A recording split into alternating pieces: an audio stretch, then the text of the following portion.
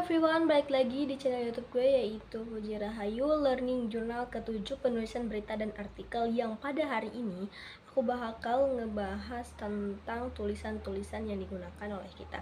Ada banyak jenis tulisan dan dua diantaranya lebih penting dan lebih sering kita pakai, yaitu tulisan jurnalistik dan tulisan akademik.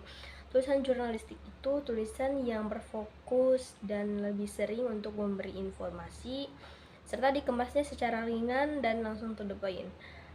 Adapun tulisan akademik itu bertujuan untuk memberi ilmu, edukasi, dan memberitahu juga. Nah, tulisan ini dikemas secara formal serta memakai data di dalamnya.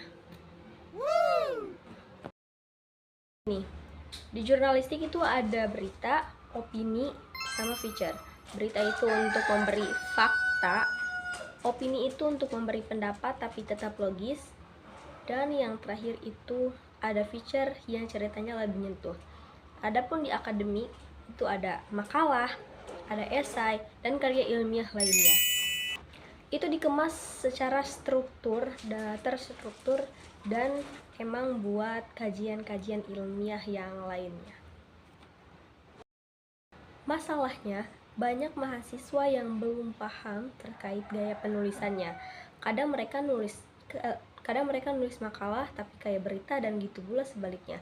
Banyak yang terlalu belum paham terkait struktur gaya penulisannya, jadi mereka nulis lebih sering ke ngaco atau mungkin tidak sesuai dengan apa yang diperintahkan oleh dosen-dosennya.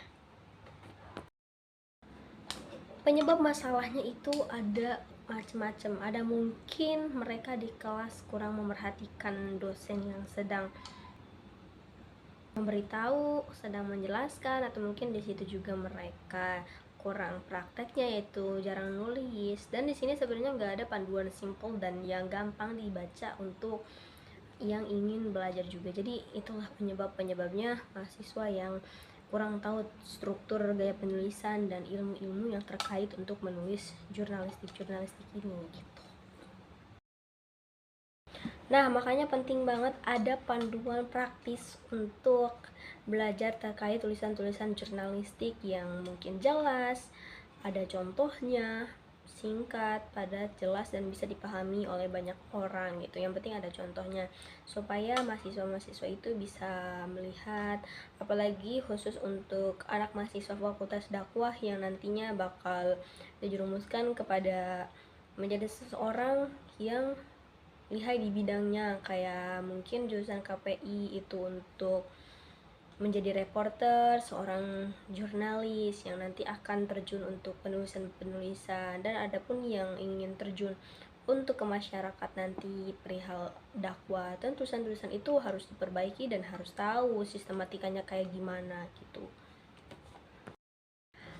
Jadi itulah pembahasan kita sekarang, yaitu terkait tulisan karya tulisan jurnalistik dan tulisan akademik yang wajib kita pahami dan wajib kita ketahui, serta kita bisa melakukannya dan bisa mempraktekannya gitu, agar mahasiswa ini lihai dalam bidang-bidangnya, apalagi jurnalistik dan akademik ini.